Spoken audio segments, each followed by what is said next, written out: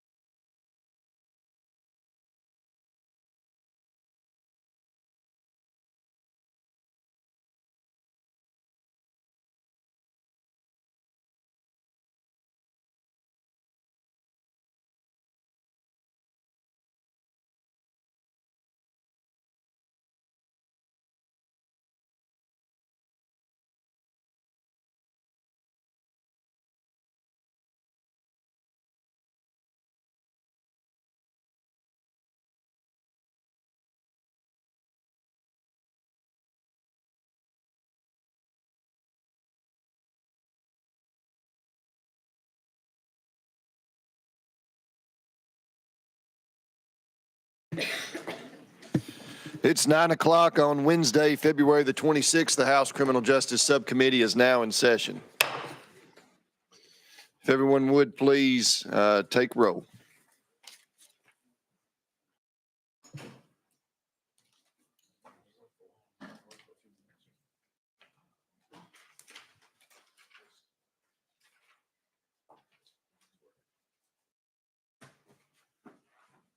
Madam Clerk, or Mr. Clerk, sorry, take the roll. Mr. Chairman, you have 9 members present. You have a quorum. Thank you very much. Members, are there any personal orders before we begin today? Seeing none, we'll go to our Sergeant of Arms, Mr. Tyler Muniz, for the weekly words of wisdom. Good morning, everyone. We have a pretty nice turnout. Today's words of wisdom come from a 4-time All-Star, a World Series champion in 1934, the pitcher for the St. Louis Cardinals, J. Hannah Dizzy Dean. It ain't bragging if you go out and do it. Y'all have a great day. Thank you very much. Ladies and gentlemen, we've got quite a crowd in here today, and so we're going to ask that if you can find a seat, if not, please join us outside the hearing room and watch us on the video. We'll need to clear that back wall there. All right, we've got a few things to take care of before we begin today. Item number 7, House Bill 696 by Representative Gillespie is off notice. Item 31, House Bill 1314 by Leader Lamberth, rolled 2 weeks. And item number 10, House Bill 588 by Representative Butler, roll 1 week. Item number 1, House Bill 207 by Deputy Speaker Zachary. You are recognized. There is an amendment code 3919. Do you wish to proceed with that amendment? Yes, sir. Thank you, Mr. Chairman. Motion to amend. You're recognized on the amendment. Thank you, Mr. Chairman and members. That does make the bill. Members, it's good to be back before you discuss organized retail crime. As you remember, back in 2017, we passed the first organized retail crime legislation through this body. Tennessee led the way, as we usually do. Organized retail crime cost Tennessee retailers about $500 million a year, taxpayers about $117 million. It's a significant issue. The challenge with organized retail crime, with groups working together, is they're always advancing. They're utilizing technology to advance their theft from retail.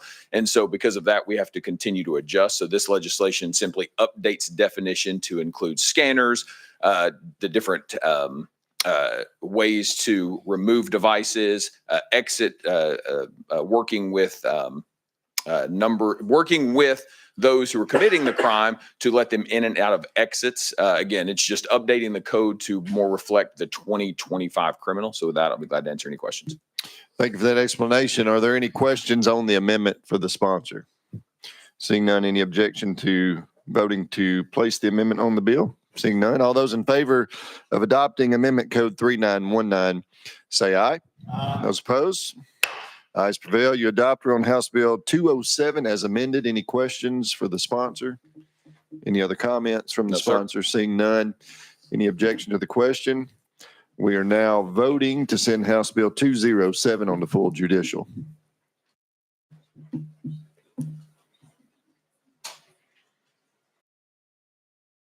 Anyone wish to change their vote? Mr. Clerk, take the vote. Mr. Chairman, you have 9 ayes, 0 nays. Thank you. House Bill 207 moves on to full Thank you, Mr. judicial. Chairman, committee. Item number 2, House Bill 403 by Chairman Crawford. You are recognized. There's amendment code 3845. Do you wish to proceed with that amendment? That is correct, and I'd like it to be placed on bill for total discussion. All right. Do you want us to adopt that amendment before you explain it? Please. All right. All those in favor of adopting amendment code 3845, say aye. Aye. Those opposed? Ayes prevail. You adopt. We're on House Bill 403 as amended. Thank you, Mr. Chairman. Thank you, committee. A few of you are old enough to be on the committee here to realize a few years ago we passed a bill in the House and dealing with unlawful photography. And this was going around, and people were going around taking pictures of people that were not comfortable with their pictures being taken in Target, Walmart, some of these areas, and using those for sexual gratification. So we put a law in place that if you got caught doing so and was prosecuted, you could get up to $11.29 in jail, and it would be a $2,500 fine or both.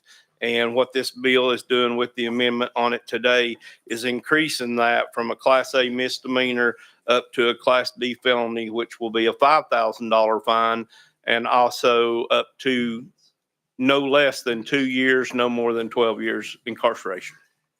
That's what the bill does. Thank you for that explanation. Are there any questions for the sponsor? Leader Lamberth. Chairman, I just want to thank you. I know you've led on these issues for a while. We're going to have a bill later that deals, I think, with some other parts of this. But this really brings the hammer down on some of these dirtbags out there that will use positions of trust and invade the privacy of others for their own gratification. And I know you've had several bills on this, and I appreciate you bringing this. And I thought I had signed on previously, but I'm definitely going to now.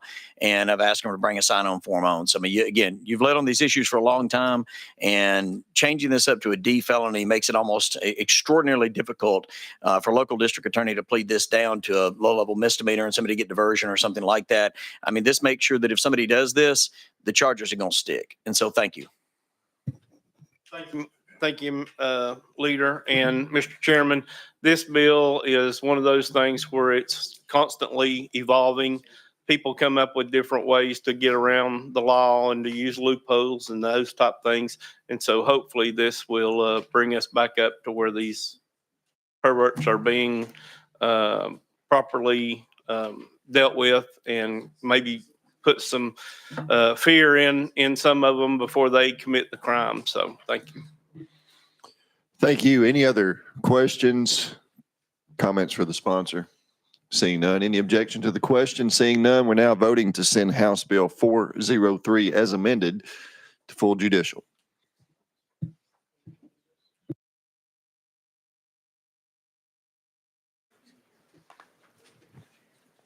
Does anyone wish to change their vote?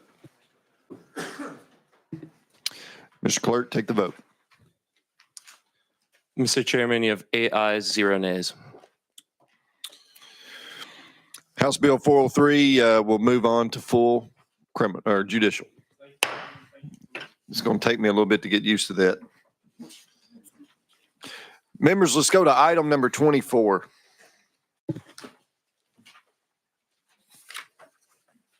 Motion. Second. Item number 24 is House Bill 602 by Representative Freeman. You're recognized. There are 2 amendments that you have. Yes, I would like to move forward with Amendment 3929. Amendment 3929. Motion. Second. All right, you're recognized on the amendment. The amendment makes the bill. Is that correct? Yes, sir. You want to go ahead and adopt that amendment? Yes, please. Okay. All those in favor of adding amendment code 3929 on the House Bill 602, say aye. Aye. Those opposed? Ayes prevail. You adopt. We're on House Bill 602 as amended. Thank you, Chairman and committee. This bill was brought to me by a group of Nashville women who were unlawfully photographed. You can see several of them in the audience here wearing their blue ribbons. And we also have someone that would like to testify. Do we want to do that now, or do you want me to describe the bill and we'll do that later? That's totally up to you. I'd like for them to testify first, and then we can talk about the bill afterwards, if that's okay. We can do that. Without objection, we will go out of session.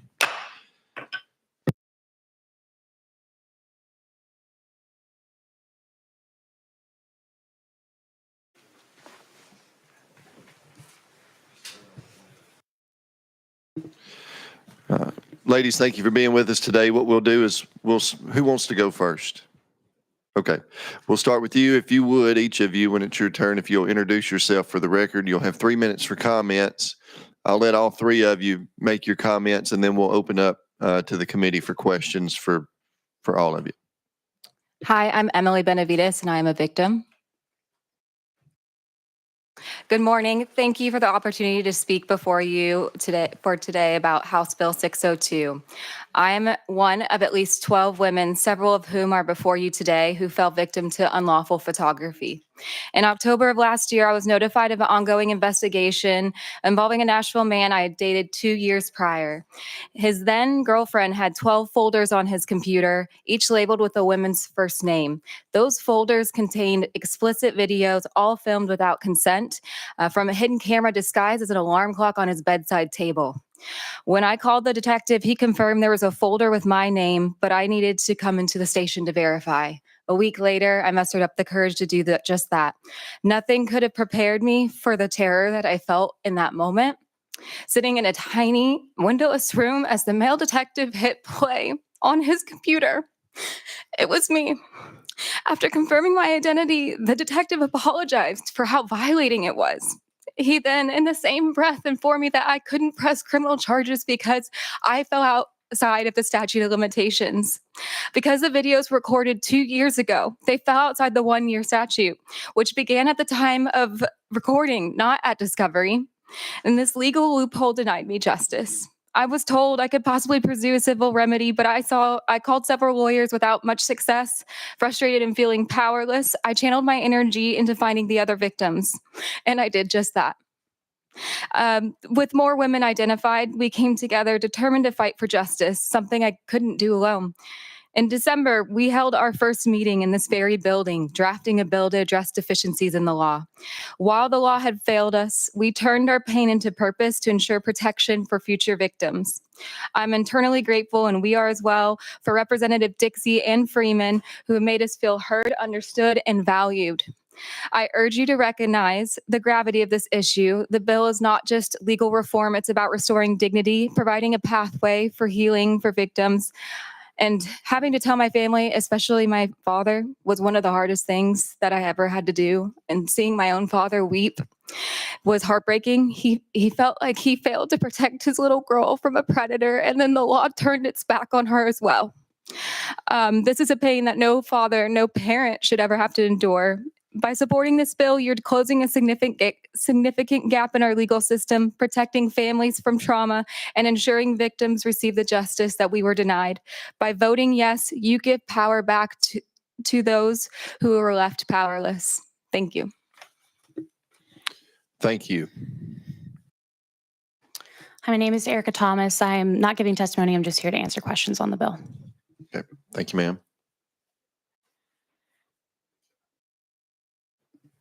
My name is Brooke Farrell. I am also a victim, and I am not giving testimony. I'm just here for support.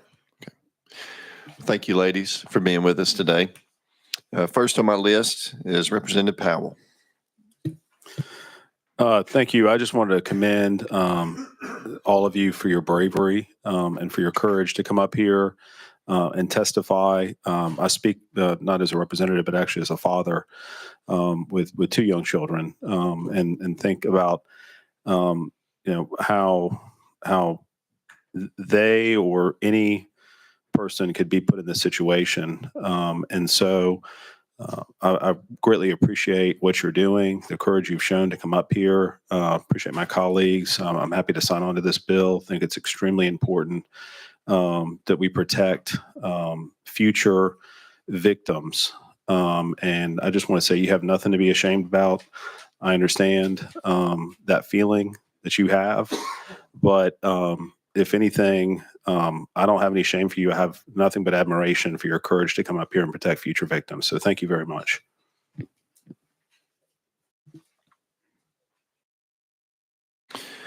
Any other questions for our guest? Representative Scarborough.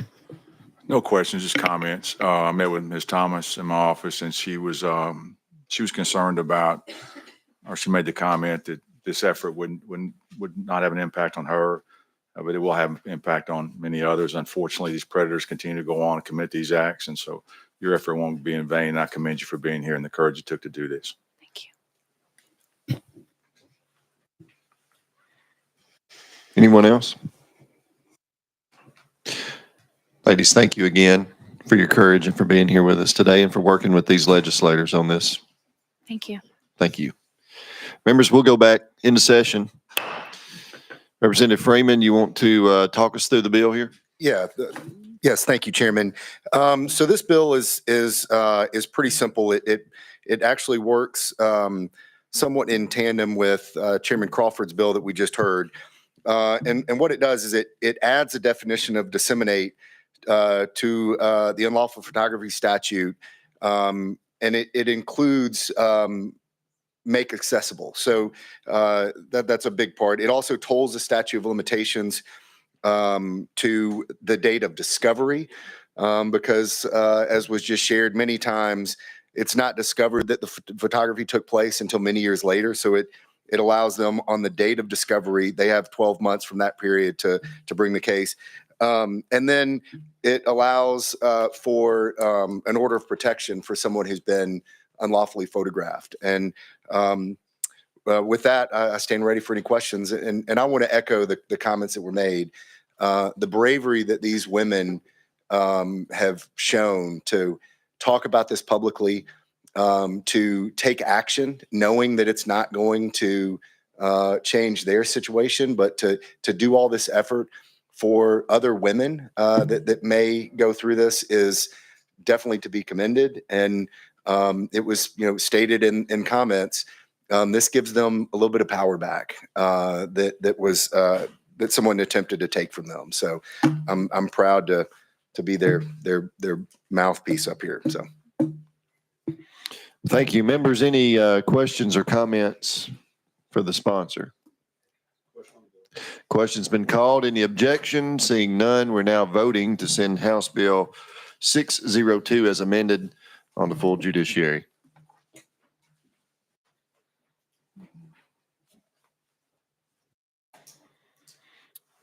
Does anyone wish to change their vote? Mr. Clerk, take the vote. Mr. Chairman, you have 8 ayes, 0 nays. The ayes prevail. House Bill 602 as amended will move on to full judiciary. thank you, Chairman and committee. Yes, sir. Thank you.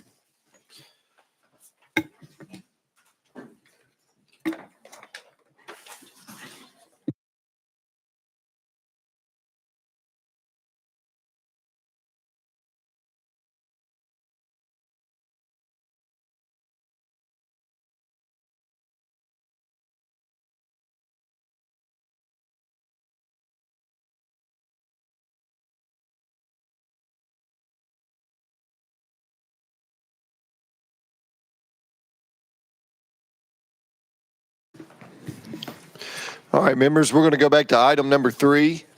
Item number 3, which is House Bill 786. It will be by the Vice Chair Lady, Representative Davis. You are recognized. There is an amendment code 3856. Is that an amendment you wish to proceed with?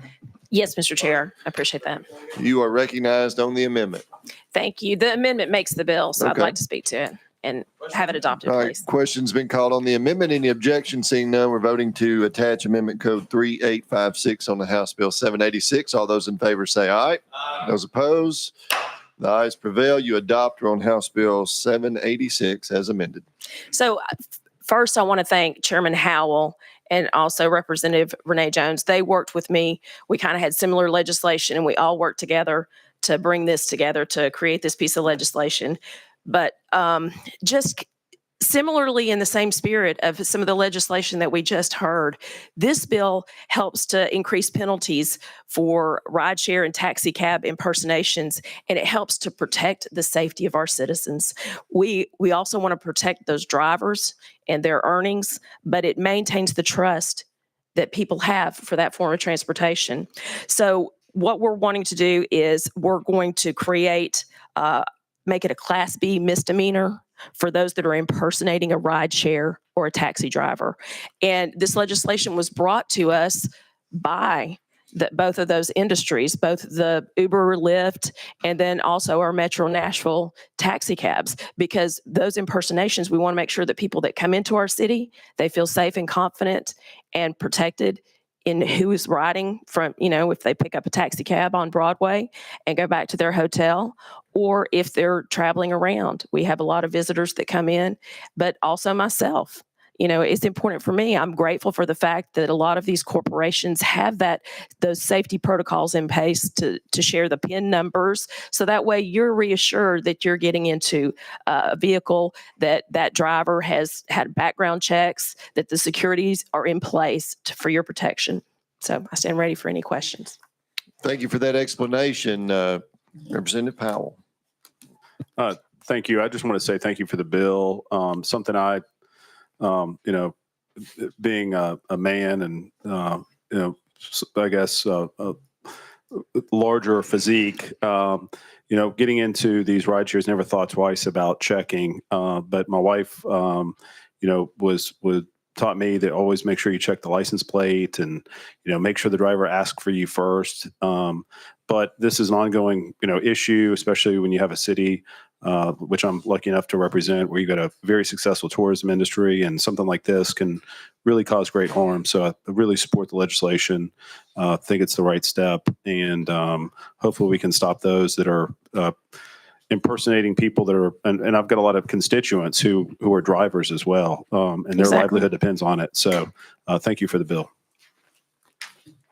I just want to say one of the things that I'm grateful for that in a lot of the apps that they do is they allow you to share your location with someone else. So I know a lot of times when I travel or if I'm in a different place, I'll share that with my husband. So then that way he knows in real time, where I am. And I think that gives both of us kind of that level of safety and security and confidence. And I appreciate those corporate sponsors making sure that we feel that way, that they're, it's important to them. They have loved ones too. And so they want to make sure that their loved ones are safe as well.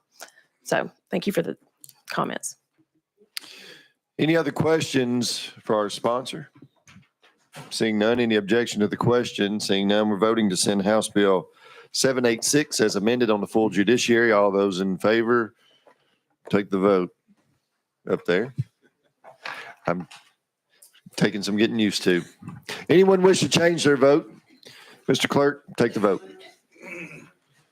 Mr. Chairman, you have 9 ayes, 0 nays.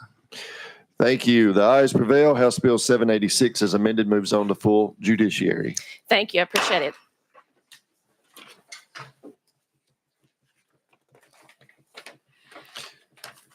Item number 4, House Bill 341 by Representative Gillespie. You are recognized. There any amendments with this bill? No, sir. Okay. It's good to so. see you back.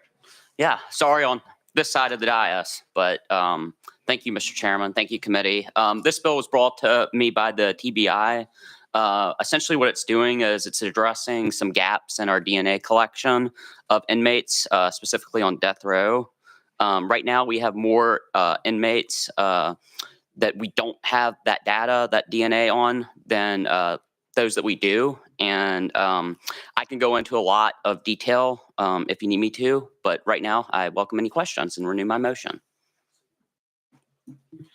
Any questions for the sponsor, Representative Powell? I just had a question about, I know we heard some testimony previously in full committee. The only concern I've heard expressed, well, I've heard the different concerns, but the concern that resonates with me is making sure that the DNA sample doesn't include any other ability and that is protected so that somebody can't come back and look for, try to have access to the DNA so they can look for to see if somebody maybe is like a relative or some issue like that, that we're only looking at the things that would be used for criminal purposes and nobody has access to it. That's the only question I have for you. Thank you, Mr. Chairman. So to understand your question, you want to make sure we're not using this DNA outside of the realm of the criminal justice system? I'm a little confused. What I want to make, yes. So what I want to make for sure commercial of, purposes, or what are you? What I'm concerned about is that we're just limiting this, that it's protected so that somebody couldn't file some sort of lawsuit, injunction, what have you, to get access to someone that is given DNA to make sure they couldn't come back and if there was a child custody case or some situation like that. Just wanted to put that on the record because I've had some concerns about that. I can read the last part of the bill here in section G that may address that, or we can ask someone from the TBI to come up and answer that. We do have someone on the list from TBI if you want clarification.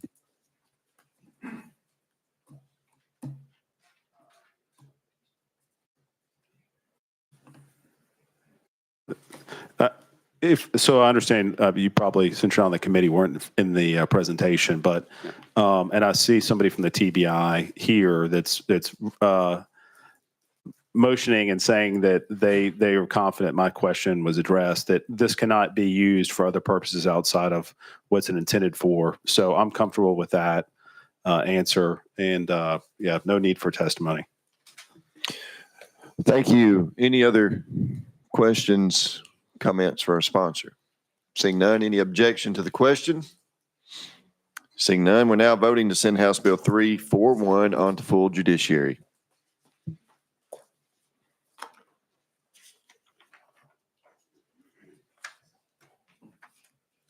Does anyone wish to change their vote? Mr. Clerk, take the vote. Mr. Chairman, you have 7 ayes, 0 nays, 1 present not voting. Thank you. The ayes prevail. House Bill 341 moves on to full judiciary.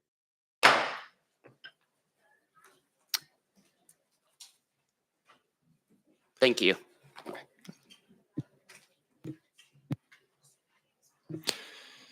Item number 5, House Bill 515 by Representative Gillespie. You are recognized. You do have an amendment. I'm sorry, I said 515. It's actually 514. I was just making sure of that. Yes, sir. Sorry about that. You have an amendment. Yes, sir. Code 3361. That is correct. Does that amendment make the bill? It does. Okay. Is there a motion on the amendment? All right. You're on the amendment. Any objection to adding the amendment to House Bill 514? We're now voting to attach Amendment Code 3361 on the House Bill 514. Those in favor say aye. Those opposed? The ayes prevail. You adopt on House Bill 514 as amended. You're recognized. Thank you, Mr. Chairman and committee. This would be something that would ask TASER to do a study on mostly illegal firearm use. I represent Memphis, an area with a high level of crime. I know crime is everywhere in the country, but we also have a high percentage or a high number of homicides and aggravated assaults with weapons. And this basically is a bill that's been brought to me as a result of frustration, not being able to get that information from the locals. Some information is not even collected. Something as simple as wanting to know how many guns last year used in a homicide were legally possessed. Just simple information like that I'm trying to gather.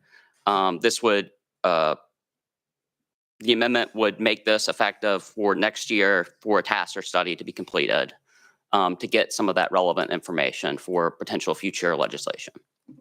And with that, I renew my motion. Thank you for that. Are there any questions for the sponsor?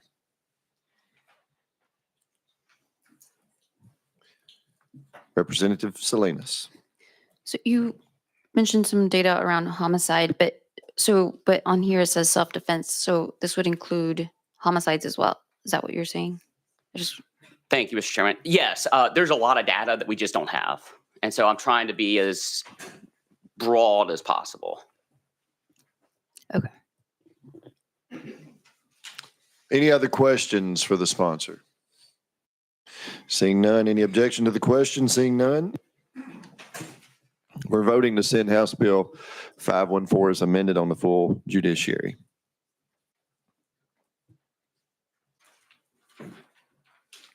Does anyone wish to change their vote? Mr. Clerk, take the vote. Mr. Chairman, you have 9 ayes, 0 nays. The ayes prevail. House Bill 514 as amended will move on to full judiciary.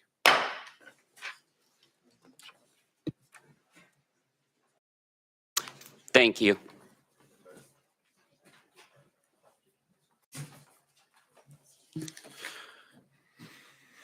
You're still here.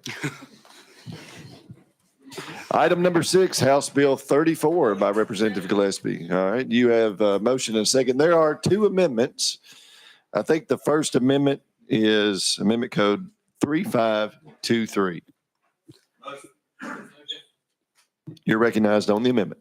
Thank you, Mr. Chairman. Yes, this amendment simply would create a look back. Well, can we attach this to the bill Why don't we talk about the amendment? Okay. And then we will move for adoption. Okay.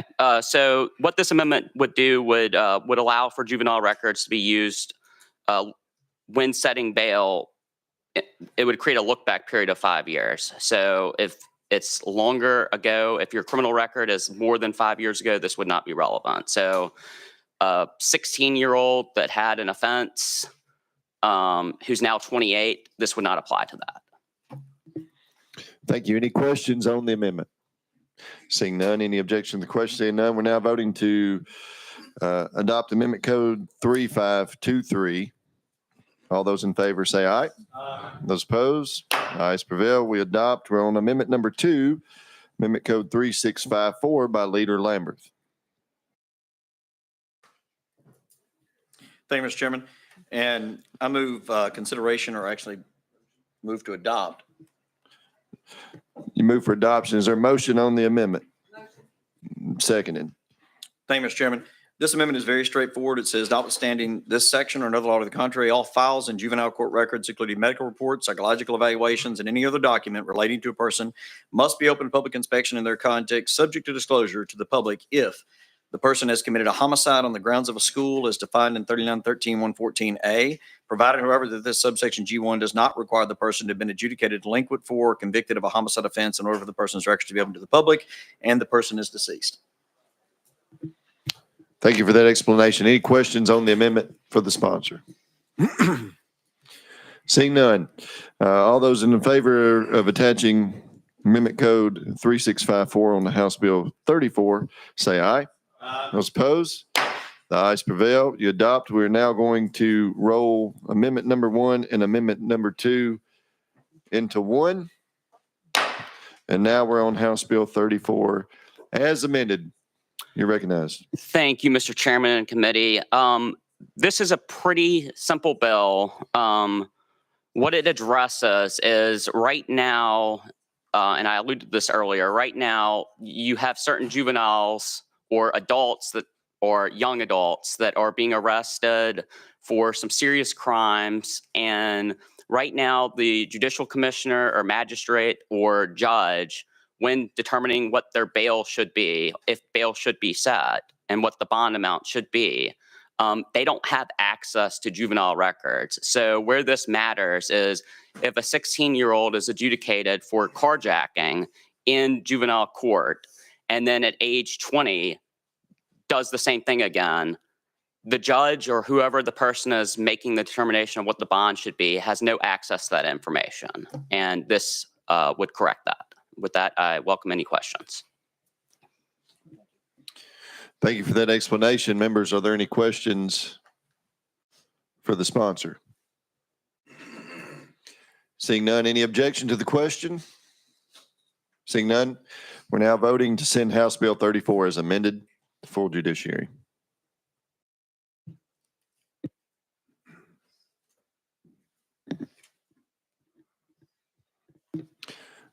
Does anyone wish to change their vote? Mr. Clerk, take the vote.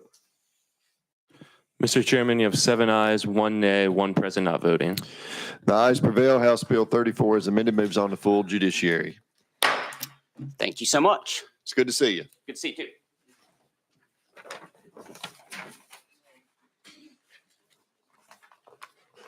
Item number 8. Chairman Boyd in the room. All right. We will roll him. We'll roll him 5 spaces. Well, we'll roll him 2 spaces. Item number 9, House Bill 78. Representative Stevens. Motion. Second. You are recognized. There is an amendment code 3570. You wish to proceed with that amendment? That is correct, yes. We'll need a motion on the amendment. Second. All right, you're recognized on the amendment. Thank you, Mr. Chairman. The amendment rewrites the bill, and what the bill will do is just clarify what the venue is for if you violate bond conditions. Very good. Any questions on the amendment to the sponsor? Seeing none. We're now voting to attach amendment code 3570 on the House Bill 78. All those in favor say aye. Those opposed? The ayes prevail. You adopt on House Bill 78 as amended. Do you have anything further you'd like to? That's all it does. It just clarifies which court is the proper venue if someone violates their bond conditions. All right. Any questions for the sponsor on this? Seeing none, we're now voting to send House Bill 78 as amended on the full judiciary.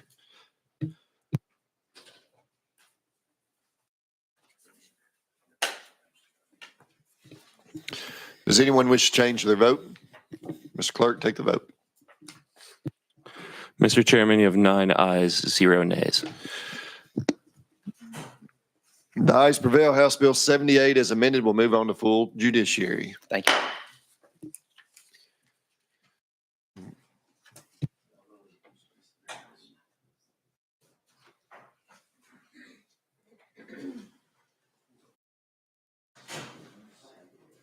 Brings us back to item number 8, House Bill 1140. We will roll 5 spaces.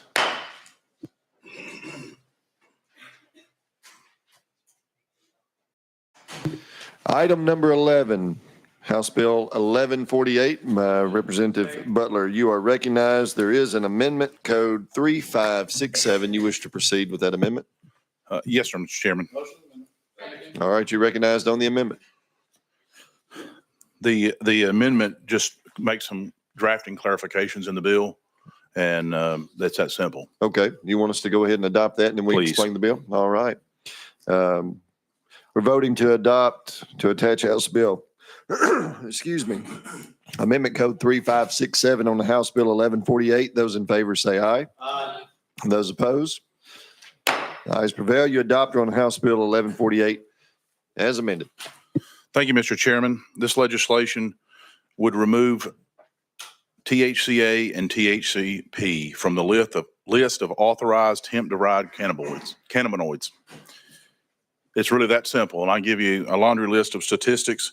74% of substance abuse begins at age 17, and 10.2% of substance abuse begins by age 11, which is a 5th grade student. Unfortunately, many of these products are marketed in gummy bears and so forth, which is targeted to our children. And we have a public health crisis, especially for our children right now. And I'll be glad to answer any questions. I've got a laundry list of notes here that I'll be glad to go to, but I don't want to waste the committee's time. Well, thank you for that. We do have individuals here who have requested to testify. So members, we will, without objection, go out of session. And we have on our list, Michael Solomon. If you will come forward, have you a seat at this table here. We'll turn a microphone on for you. If you'll introduce yourself for the record, you will have 3 minutes for comments, and then we'll open it up to the committee for questions. Hello, hey, I'm Michael Solomon. I'm a hemp business owner here in the state of Tennessee. I own a few businesses across the state. And just here to simply say that THCA, which is a naturally occurring cannabinoid, is about 70% of the industry sales across the board. So adapting this law would, effectively kill the hemp industry here in Tennessee. Thank you. Leader Lambert. You. Good to see you today, Mr. Solomon. Let me ask you if you recognize this quote. It's legal to extract THC from the plant as long as it doesn't exceed the limit. Think of it like coffee. Depending on how you process the bean, coffee can be caffeinated or decaf, but it's all still coffee. Marijuana is like caffeinated and hemp is decaf. You recognize that quote? Yes, sir. Who said that? It sounds like something I would say. It was you. So I believe you also said, when I came back to Tennessee, I saw the huge untapped landscape of the local hemp market. I left the marijuana heaven of California for the hemp of Tennessee.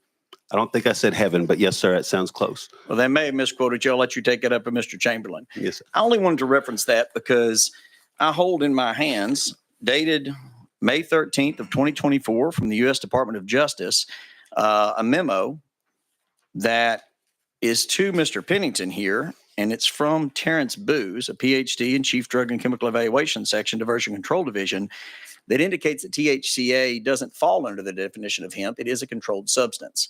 Would you agree or disagree with their characterization? I would disagree. I would say THCA, when it's derived from hemp, falls under the 2018 Farm Bill. It's all about what you derive it from. If you derive THCA from marijuana, then it falls under marijuana stuff and it's illegal. But if you derive THCA from hemp, it falls under the 2018 Federal Farm Bill, which makes it federally legal and is also legal here in the state of Tennessee. And Mr. Solomon, have you had an opportunity to look at that memo?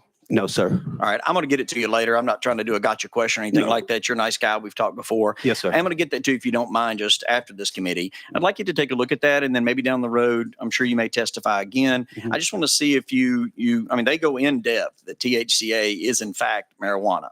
I mean, surely you would agree that if it is heated even a little bit, I mean, it in essence turned into Delta-9 THC. Correct. Just like grapes, if you keep them and store them improperly, they turn into wine. But we still can buy grapes in the state of Tennessee. And just like grapes turned into wine, we have regulations on that. We ban a certain percentage of alcohol above that, where you can only go up to a certain level. And we have regulations, and you would agree that it needs to be regulated, correct? Yes, sir. Once it turns into wine would be like once it turns into Delta 9. So you'd want to regulate that, but not the grape, not the THCA. All right. Thank you, Mr. Solomon. I appreciate it. And I'll get that memo to you. That way you can check it out. Yes, sir. Thank you for your time. Any other questions for our guest? Representative Salinas.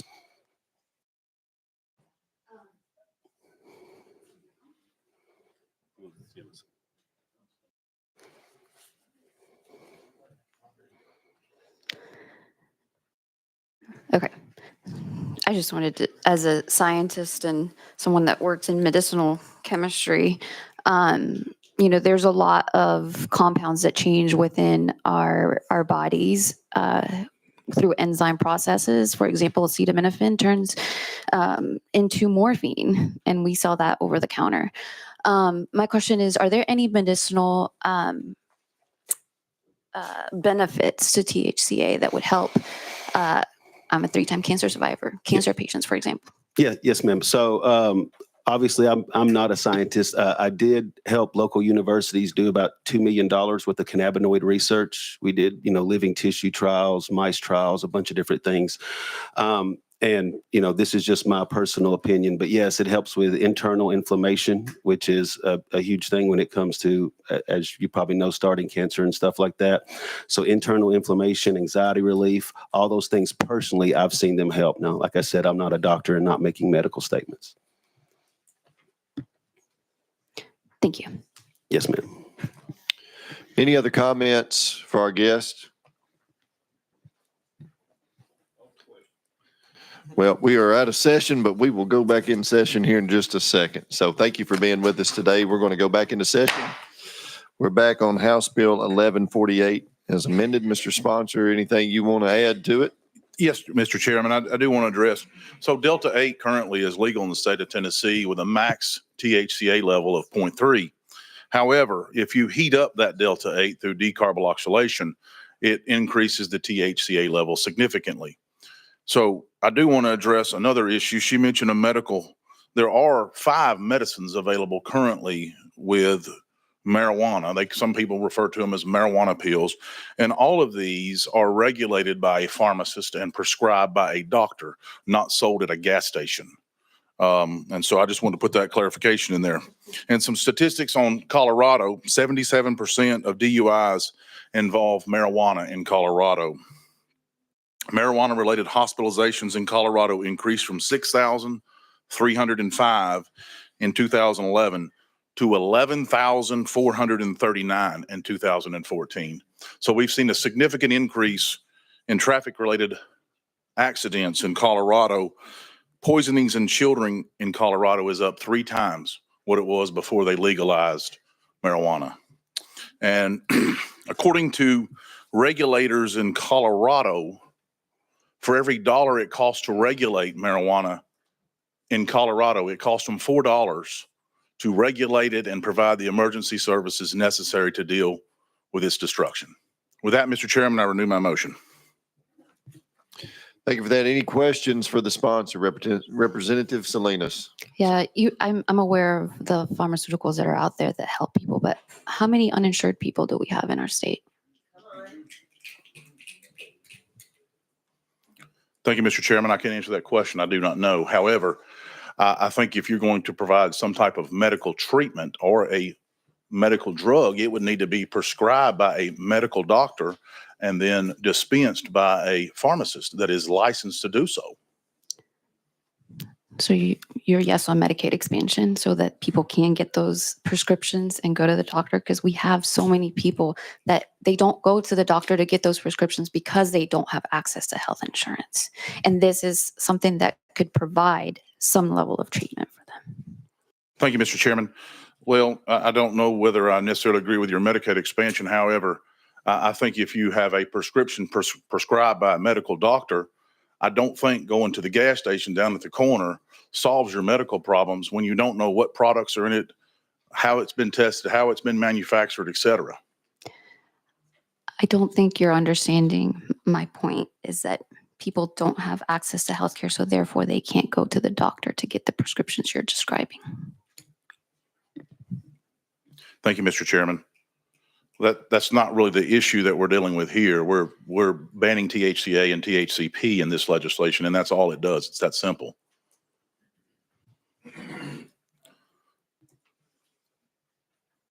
Any follow-up? Leader Lambert? Any other questions for the sponsor? Seeing none. Any objection to the question? Seeing none, we're voting to send House Bill 1148 as amended to full judiciary.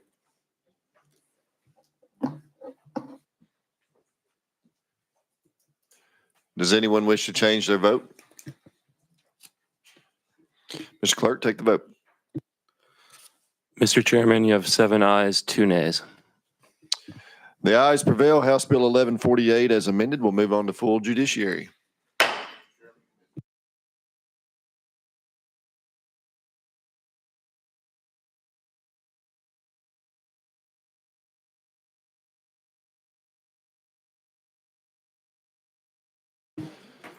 Members will take a trip in the calendar back to item number 8. Motion.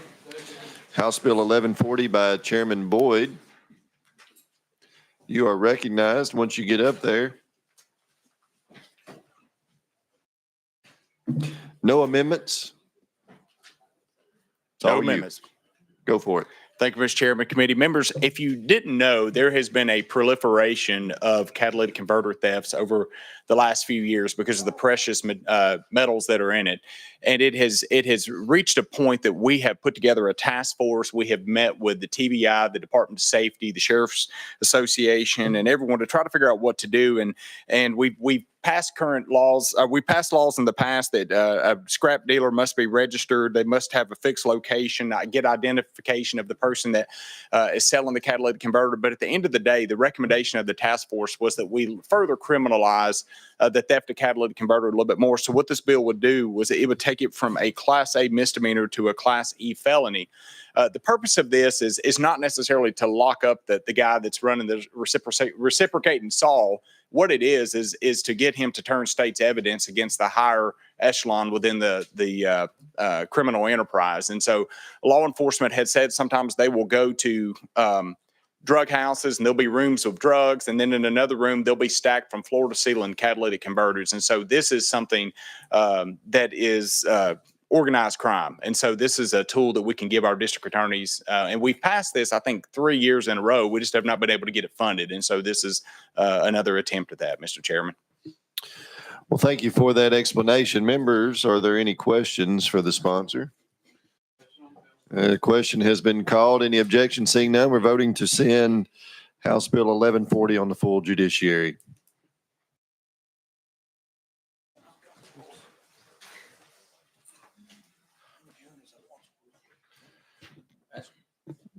Does anyone wish to change their vote? Mr. Clerk, take the vote.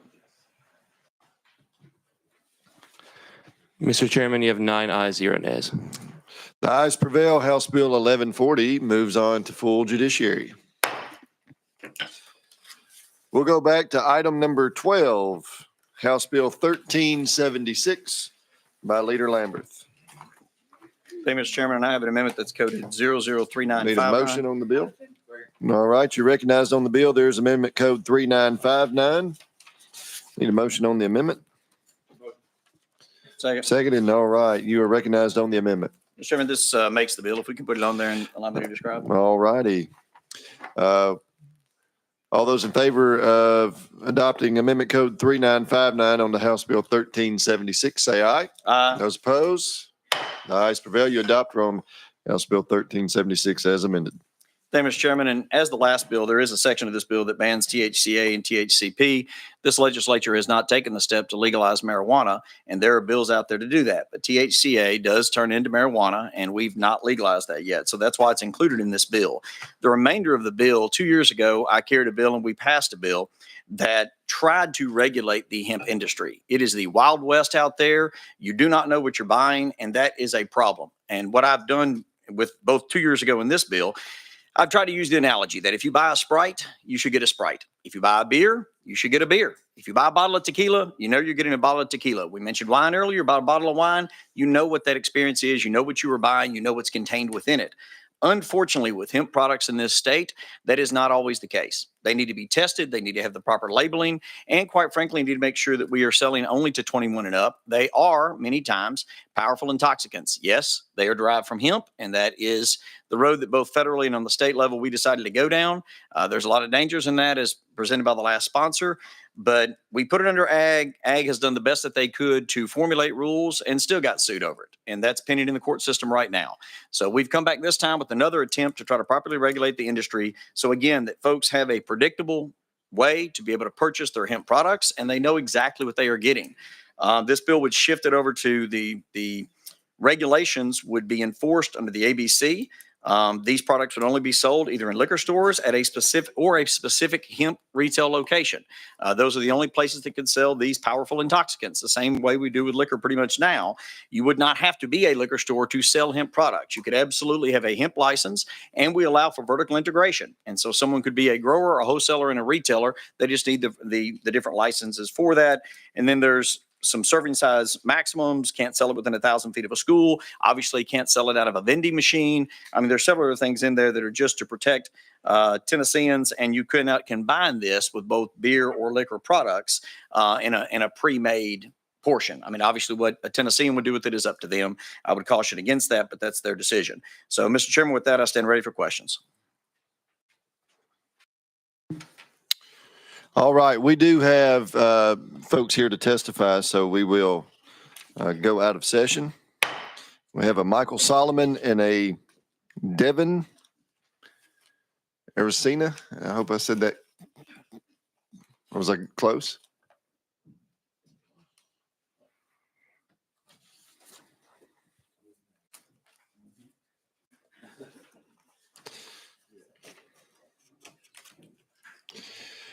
All right, what we'll do is we'll go one at a time. You'll introduce yourself for the record, and then you'll have 3 minutes for comments. After both of you have completed your statements, then we will open it up for questions from the committee.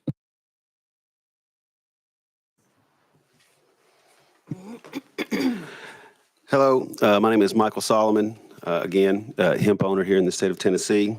I stand before you today to express my strong opposition to this bill by Senator Briggs and Representative Lamberth. The legislation seeks to transfer oversight of hemp-derived cannabinoids to the ABC Commission and limits THCA to 0.1%, which basically bans it as far as making products. Just a mere 6 months ago, the Tennessee Department of Agriculture implemented comprehensive rules governing hemp-derived cannabinoid products. This recent transition provides a stable framework for our burgeoning industry, which has already seen significant investments in legitimate tax-paying business owners. Now, this legislation threatens to unravel the progress and to pull the rug out from under these businesses, jeopardizing the livelihood of all the jobs in the industry.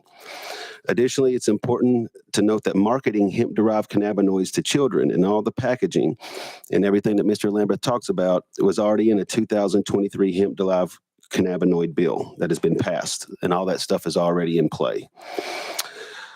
Moreover, the direct conflict with the 2018 Farm Bill and Tennessee state law, which allows cultivation of hemp by imposing an unrealistic threshold of THC at 0.1%, effectively stifles the growth and viability of Tennessee hemp farmers. This threshold is not only unattainable, but also is detrimental to the sector. It is important to highlight the economic impact of hemp-derived cannabinoids and THCA products. Last year in this sector, we did $25 million monthly in gross sales and approximately $3.8 million in tax revenue. As I stated earlier, this is about THCA products are about 70% of the industry. 70% of those products. In conclusion, I urge you to reconsider this legislation. Killing a local industry is not only bad policy, but also detrimental to our I appreciate everything everybody's doing, all the hardworking individuals in the industry, and I'd rather be doing something for them than something that only serves the benefit of a select few.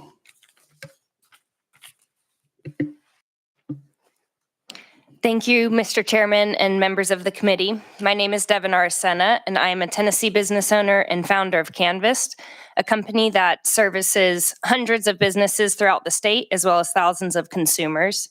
Our industry strengthens local commerce, supports supply chains, and generates millions in tax revenue that benefits Tennessee's economy.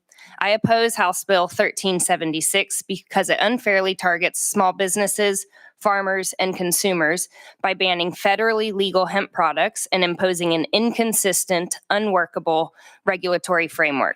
This bill is driven by concerns over bad actors selling illegal products that should already be prohibited under our existing law. The real discussion of the issue should be around enforcement and how to better it, not more different regulation. It is our belief that the state should prioritize enforcing current laws to protect consumers. The policy approach taken in this bill has unintended consequences. House Bill 1376 would effectively ban raw hemp material, THCA, which is non-psychoactive in its natural form. While THCA can convert to Delta-9 when heated, this bill unfairly favors highly processed Delta-9 THC products while banning natural, minimally processed hemp. I do want to be clear, we support, even beg for, regulation that prioritizes transparency and consumer safety. This gives us structure to build from. Additionally, the 0.1% cultivation threshold, which is now 1/3 of the federal standard, is logistically impossible to meet, even for fiber hemp, which has many uses including alternative building materials and energy sources. This provision alone would eliminate hemp farming in Tennessee, a state with deep agricultural roots. Both the industry and lawmakers simply need more time to assess these new rules before considering drastic changes, which have only been in effect for 63 days now. More time is needed to study the impact of what has been done, and reform will be needed in the future to strengthen the law even further. If passed, this bill will wipe out Tennessee's hemp industry and eliminate the more than $3.9 million that we're generating in tax revenue per month. I urge this committee to take pause and allow for data collection. Please help us enforce our existing laws and work with industry stakeholders to craft responsible policy that keeps consumers protected while maintaining a fair and legal market. Thank you for your time.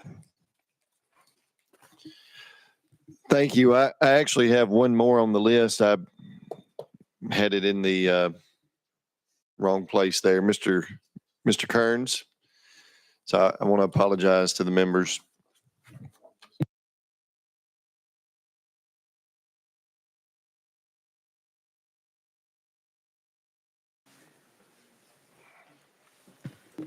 If you will, introduce yourself for the record. You'll have 3 minutes for comments, and then I'm going to open it up to the committee. Thank you, Chairman. My name is John Kearns. I'm the co-founder of New Bloom Labs. Our laboratory specializes in testing hemp and hemp-derived products for legal compliance and consumer safety. Our business is DEA registered, holds a Tennessee license for pharmacy research. We're registered with the Tennessee Department of Agriculture for hemp-derived cannabinoid testing. And just last week, we were reaccredited for the 5th time as an ISO 17025 analytical testing facility.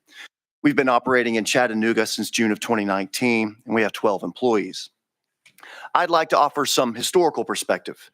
The hemp crop arrived at scale in our state in 2019 in the wake of the federal farm bill, which defined and descheduled federally legal hemp crops. Since then, Tennessee's hemp industry has established itself, grown, faced challenges, adjusted, and stabilized to become an economic force. And it's done so for most of that time with little to no state regulation. But this lack of regulation was actually harmful for our industry. Lack of oversight invited unsafe products to flood into our state from all over the world. Worse, the state had no way to restrict minors from purchasing these products. So in 2023, our industry worked in earnest with the General Assembly to craft a set of common sense regulations that could rid the state of illegitimate product, provide a tough but attainable compliance framework for licensees, and generate self-sustaining revenue to support the new rules. The problem is that these regulations went into effect on December 26th of 2024. That's a mere 63 days ago. Nevertheless, this legislation proposes to upend all of the hard work and capital that Tennesseans have invested to adapt to new standards of compliance that haven't even yet had a chance to work as they were intended. So I urge the committee today to delay a vote on this bill in order to give the current law time to work as it was intended. But there is a bigger problem. The bill as written will eliminate hemp agriculture in Tennessee. This bill calls for a new, unheard of legal standard for THC concentration that of 0.1%, and it will put an end to hemp cultivation in this state. My company's tested thousands of crops in the last 6 years. I can assure you that this plant simply cannot be cultivated at such low THC concentrations. It's an impossible standard to meet, and none will. Thank you for your time and consideration. Thank you. First on my list is Leader Lambert.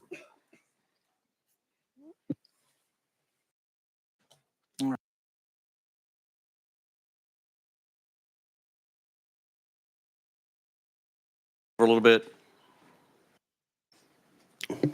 No, sir, not yet. All right, no problem. We can go back to that later. Ms. Aracena, I wanted to make sure that Mr. Mincer quoted you right in a news article that we had looked up in anticipation of your testimony. And you said, the people want the flower. What's at stake is all smokable products in Tennessee, particularly THC flower in its raw form. Is that your statement? Is that a fair statement from you? It's on. They turned it on over here. I had to wait for mine too. Okay, Yeah. wonderful. Yep, THCA in its raw form in flower. That's a correct statement. All right. And if you don't mind sharing, and if you do, don't answer this question, but have you used that product? Do you know kind of what effect it has on a person? I do, yes. Okay. Yeah. And is it safe to say that when we're talking about heating THCA, we're talking about someone smoking THCA and getting high on that product? That is one use of THCA. There are other uses of THCA that do not require it to be heated. But we've seen a pretty significant boom in that product being sold, in large part because it mimics the high that people get from marijuana, correct? It does make a chemical conversion. Yes, that is correct. Thank you, ma'am. I appreciate it. I don't have any other questions right now. Any other questions for our guest? Representative Powell. So a question, testimony, I think it was the last person that spoke. I'm sorry, I forgot your name. You referenced that we would not be able to grow these products in the state of Tennessee any longer. So where exactly would would we have to source these products from? If we can't produce it in Tennessee, how can another state produce it then? Well, that's a great question. The 0.1% standard becomes 1/3 of the federal standard. So this is unheard of. It's unheard of in hemp regulation domestically. And so where could someone source plant material that had such low concentrations of THCA? I can't answer that question. I'm not sure it can be done. And can you speak to, I know it's just started, but the Department of Agriculture's ability to enforce or to how that's working thus far? Well, I think the main thing we have is a timing issue. I have corresponded with the Department of Agriculture on several occasions. Keep in mind the 2023 law was rolled out over time as far as its active enforcement goes. The last of that rollout was on December 26th of 2024. Notably, that included my part of the industry, which is laboratory testing. So these products were not even mandated to be tested until December 26th, again, 63 days ago. So in Tennessee, we have the framework. It exists today. Right now in Tennessee, you can't sell these products to minors. Right now in Tennessee, you have to have your products tested. Right now in Tennessee, you have to distribute in childproof packaging. You have to card. The products have to be kept behind the counter. All of these regulations exist today. As far as the Department of Agriculture, again, we have the issue of effective dates going back to last July, this past October, and then most recently December 26th was another critical enforcement date. Again, 63 days ago. The rules just haven't had a time to go into effect the way they were intended. I guess just one last comment, and I do sympathize as a business owner and entrepreneur. When you try to go about and launch a successful business and make those investments, and then regulations change. Also sensitive to the fact that, sometimes in this industry, you have to change regulations because we have to adjust to, we're not sure how the regulations are exactly going to work until they've, been rolled out. So appreciate your comments, and, thank you for what you do. Sure. Leader Lambert. Just two quick things, and ma'am, this may be for you, but can you grow THCA in Tennessee right now under the regulations with the Department of Ag? Yeah, yes, you can. It's low potency, but you can. But this new law, proposed as it is with the 0.1, it wouldn't just affect THCA. It would also affect CBD, CBG, and fiber, something people aren't consuming to have a feeling from. And I don't know if you're aware of this, but I know you two gentlemen are. I know you're talking about the regulations going into effect, but you were well aware that the industry sued the state of Tennessee, including the Department of Agriculture, to freeze those exact regulations that you claimed to want 2 years ago when I worked with the entire industry to set this up. So while we're talking about, hey, let's give time for these regulations to go into effect, I would have loved that, quite frankly. But instead, we got sued, and I wound up having to file a new bill because it's now held up in a Nashville court. I don't know if any of you guys want to address that or not. I know some of you are involved in litigation on that. You may or may not want to, but that's why we're sitting here today. We hoped that those regulations would go into effect. They're not. Yes, I was present just in the audience of that lawsuit, and I think it was said that the industry is completely all for everything except for the THCA. And we did not want to fight anything but the THCA. So just like John said, all for the packaging rules, all for over 21, all for literally everything in the bill except for the THCA. And if I may also respond, it's true, the scope of that lawsuit is fairly narrow, and it does have an effect. There is an interpretation question from the 2023 statute. That is a question before the court now. The court will eventually, render a ruling there, and then at that point, the chips will fall where they may. But that lawsuit does not undo all of the hard work that we did in 2023. It calls into question one matter of interpretation at the Department of Agriculture. Well, with all due respect, you and I will disagree because I put in that work with you all and thought we'd gotten this in a really good spot that I wanted to give years to see how it would act, and instead you sued us. So here we are. Any other questions for our guest? Seeing none, thank you all for being here with us. We'll go back into session. Leader Lambert, you're recognized. Mr. Chairman, I stand ready for questions. Any questions for the sponsor? Representative Powell.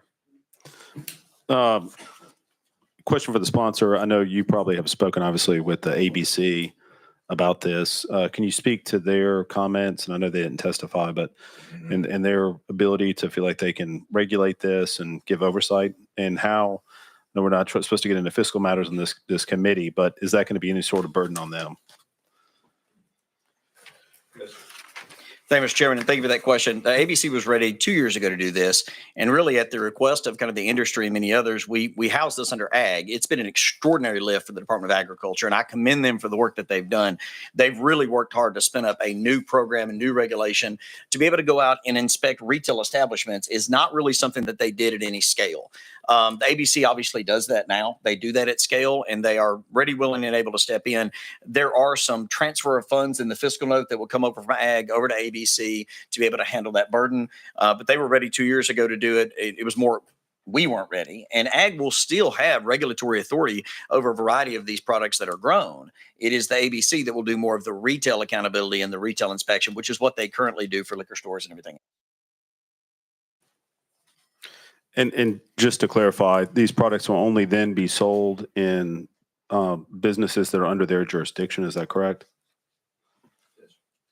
Yes, that is correct. You would have to have a hemp license or a liquor license or a combination thereof. And in fact, down the road, I mean, if this program continues to flourish and does well, then you could actually talk about different licenses being combined and everything else. Right now, you have to kind of keep them separate, but they would be either, sold in a liquor store or in what most people refer to as a vape shop. It's more than that, but I mean, there are some that are kind of labeled vape shops. They would have to have a hemp license.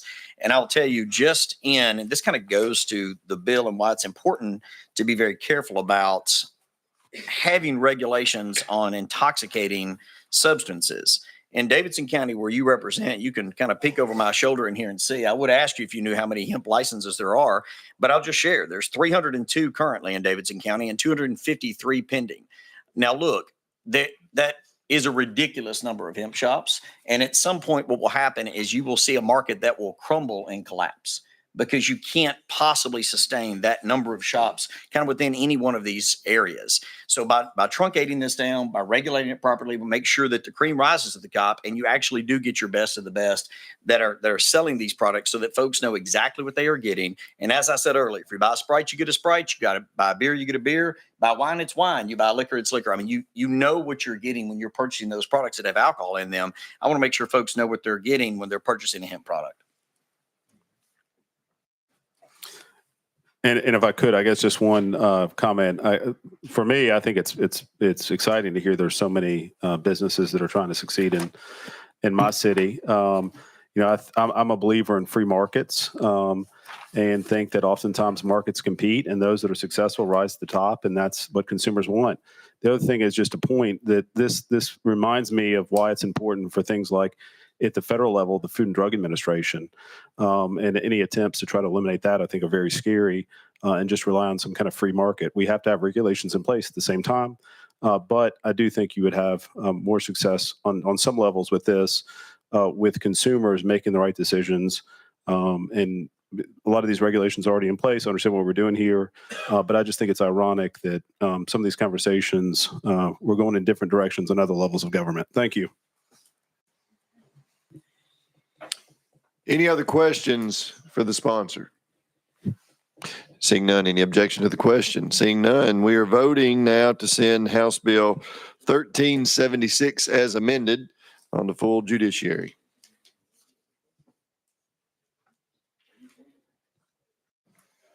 Does anyone wish to change their vote? Mr. Clerk, take the vote. Mr. Chairman, you have 8 ayes, 0 nays, 1 present not voting. The ayes prevail. House Bill 1376 as amended goes on the full judiciary. Item 13, House Bill 553 by Representative Capley. You are recognized. No amendments. Yes, sir, that's correct. Thank you, Chairman. Good morning, committee. I apologize. I don't have anything to contribute to the marijuana calendar. Many of you will remember last year we did the Back the Blue Act. It was one of my favorite bills that I had the privilege to carry. We had a lot of law enforcement on the Hill.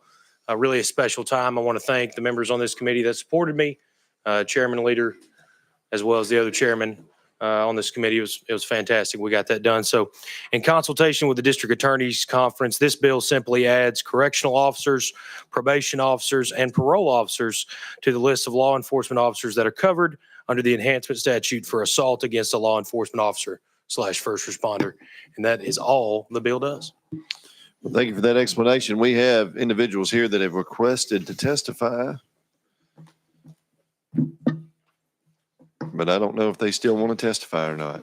I'm that good, Chairman. I appreciate that. Well, that's debatable. All righty. Any questions for the sponsor? Representative Powell. I guess my concern here in the bill is we include for private prison contractors. Is that correct? Are they also included?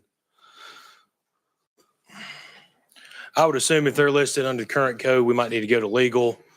I don't want to make any assumptions on record if we could do that, Chairman. I would think under current code they would be listed, but and under this. We'll go out of session to hear from legal services. Michelle Fogarty, Legal Services. It does include private prison contractors and private probation providers. You good? Yeah, I am. I guess just a follow-up comment. I have no issue with the bill except for that provision for private prison contractors. I think we've seen a lot of abuses in these facilities, and the bill's written gives them a lot of broad latitude where that could be unfortunately misused. With the exception of that, I'm fine with your bill. I just have an issue with that. So I want to make that clear. Thank you. Okay, we're still out of session for legal services. Any other questions for legal services? If not, we'll go back in. All right. Leader Lamberth. To my friend from Davidson County's comment, I think we can have a decent debate and discussion on whether or not to have private prisons in this state, whether or not to have private prisons. But the folks that are actually working in that prison are Tennesseans. These are hardworking law enforcement officers that are in there trying to both keep us safe and provide services to the inmates that are there. To say that just because of who their employer is, that we would not protect them the way we do other law enforcement officers, I hope you would either amend your statement on that or take it up with their employer, not with the employees that are hardworking Tennesseans that deserve our protection. That's just my statements on that. Representative Powell. No, I appreciate that. There's a lot of abuse and things that happen at these private prisons. We had a bill last week in this committee that it actually just passed the floor that's going to criminalize and make people that have an action serve 48 hours in jail. Nothing applied. I brought that up. Let's make that apply to the business owner. Instead, we made sure that didn't apply to the business owner, it just applied to that person. So while I always appreciate and want to protect Tennesseans, we've seen so much abuse by these private prisons that I feel like don't have the same regulations and oversight that it concerns me to have them included in this bill. Thank you. Chairman Russell. Thank you, Mr. Chairman. Does this cover full-time and part-time, and do they have to be TCI certified for this to cover them? I believe that's correct. Let me double check. I think that's correct, Mr. Chairman. I'll get back with you about that. I'm pretty sure. Thank you. I just want to make sure everybody's covered. Yep. We'll double check that, but I'm pretty sure. Thank you. Yes, sir. And this is applicable to when it expands that, if I'm correct in this, to include these additional individuals, professions into the definition of law enforcement. It is in their official capacity. Yes, sir. While they in their official performance of their duties. Correct. Okay. Yes, sir. Thank you. Questions? Any other questions, Chair Lady? Questions been called? Any objections? Seeing none. We are voting to send House Bill 553 as not amended, just 553 on the full judiciary.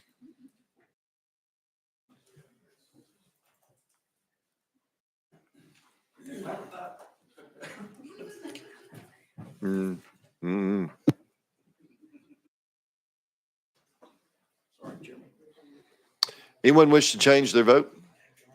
Seeing none, clerk, take the vote. Mr. Chairman, you have 7 ayes, 2 nays.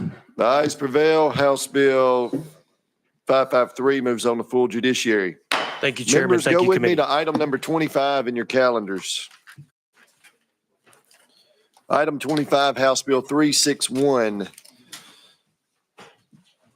Motion. By Representative Parkinson. There are no amendments. And you are recognized. Thank you, Mr. Chair. This bill strengthens legal protections for domestic violence victims. What this bill does is simply clarifies in the code that any court that hears domestic violence cases can issue an order of protection.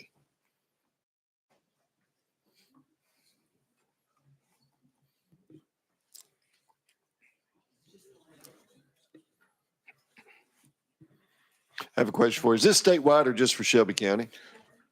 Thank you, Mr. Chair. Right now, as it stands, is for Shelby County. However, Leader Lambert, I think he's going to bring an amendment to make it statewide. Yes, that is correct. All right. Thank you. Just know there's 95 different counties and 95 different court systems across state, how things operate, how everything is set up. So any questions for the sponsor? Seeing none, any objection to the question? Seeing none, we're now, yes, sir. Objection? Oh, go ahead. I would just ask that any amendments that are brought, let's try to bring those in subcommittee and not bring them in full. So if we could roll this bill for a week. Okay, that fair? That objection will roll House Bill 361 1 week. Item 26 on your calendar, House Bill 1165 by Representative Parkinson. Thank you, Mr. Chair, and thank you, committee. House Bill 1165, it cracks down on criminals who exploit minors. What this bill does, it creates an enhancement for any adult that involves a minor in a crime, and I ask for consideration. Any questions for the sponsor?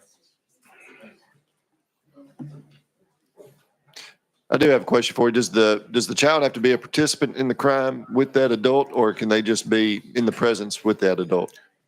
The child has to be a participant, but the child does not have to be found guilty. All right, thank you. Any other questions for the sponsor?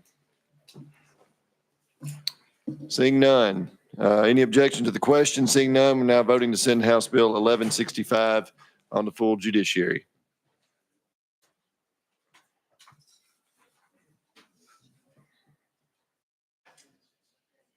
Anyone wish to change their vote?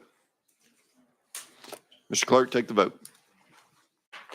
Mr. Chairman, you have 9 ayes, 0 nays. The ayes prevail. House Bill 1165 moves on to full judiciary. Thank you, Mr. Chair, and thank you, committee. Thank you so much. We will go back to item number 14.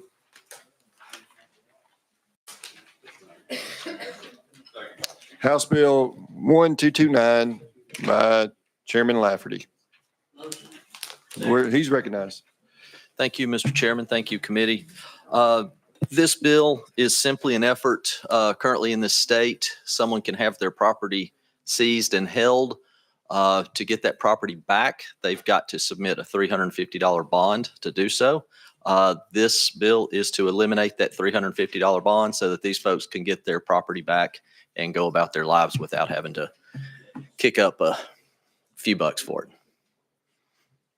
Thank you for that explanation. Leader Lambert. Move previous question. Previous question's been called. Any objection? Seeing none, we're now voting to send House Bill 1229 on the full judiciary. Does anyone wish to change their vote? Mr. Clerk, take the vote. Mr. Chairman, you have 9 ayes, 0 nays. The ayes prevail. House Bill 1229 moves on to full judiciary. Thank you, Chairman and committee. Gavel down to Chairman Farmer here. Thank you, Mr. Chairman. Members, this brings us, we're going to move down the calendar to item 38, House Bill 582. Second. Chairman Doggett. Mr. Chairman, you have a motion second. You probably recognize I don't see any amendments on this bill, so. Yes, sir. Thank you, Mr. Chairman. There are no amendments here. What we are basically doing here, members, are we are codifying what is currently practice when there needs to be classification for sex offenders that have maybe come from out of state or moved into the area from military. The Tennessee Bureau of Investigation will handle those classifications. Very good. Thank you for that explanation. Members, any questions for Chairman Doggett? All right, question's been called. Any objection to the question? Seeing none. Members, looks like we're going to be voting to send House Bill 582 to full judiciary. Ms. Clerk. Members, everyone voted? Anyone want to change their vote? All right, Ms. Clerk, take the vote. Mr. Chairman, you have 9 ayes, 0 nays. Very good. Members, looks like House Bill 582 is moving to full judiciary.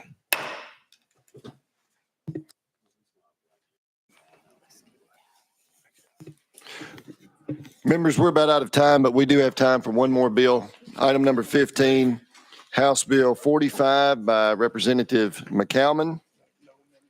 There are no amendments on the bill. You're recognized. Thank you, Mr. Chairman. Members, correct. There are no amendments on this bill. This is a simple bill that increases a penalty for injurious conviction of injurious child abuse from 9 years old to 17-year-old, making it a Class E felony versus where it is currently a Class A misdemeanor. This passed last year in the 113th General Assembly. We just unfortunately weren't able to fund it, bringing it back this year in high hopes of getting it done. So with that, I stand ready for questions and renew my motion. Any questions for the sponsor, Representative Powell? Just a question. Would this bill have any way to do with gender affirming care? That is not spoken to in this legislation. This is for somebody who's been convicted of child abuse to the point where they've essentially, if you beat the kid to the point where they're going to the hospital, it should be a felony. All right, thank you. Any other questions for the sponsor?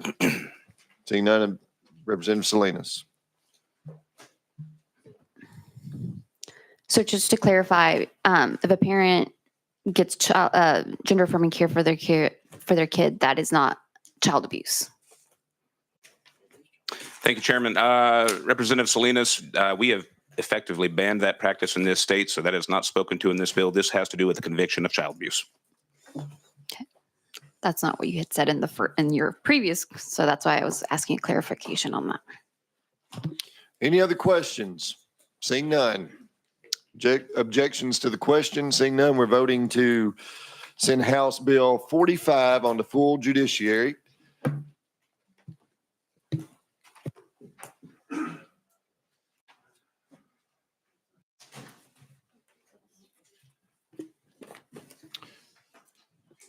Does anyone wish to change their vote? Mr. Clerk, take the vote. Mr. Chairman, you have 9 ayes, 0 nays. The ayes prevail. House Bill 45 moves on to full judiciary. Thank you, Chairman and Members, committee. we are out of time. All remaining bills on this week's calendar will be rolled to next week's calendar. We are adjourned.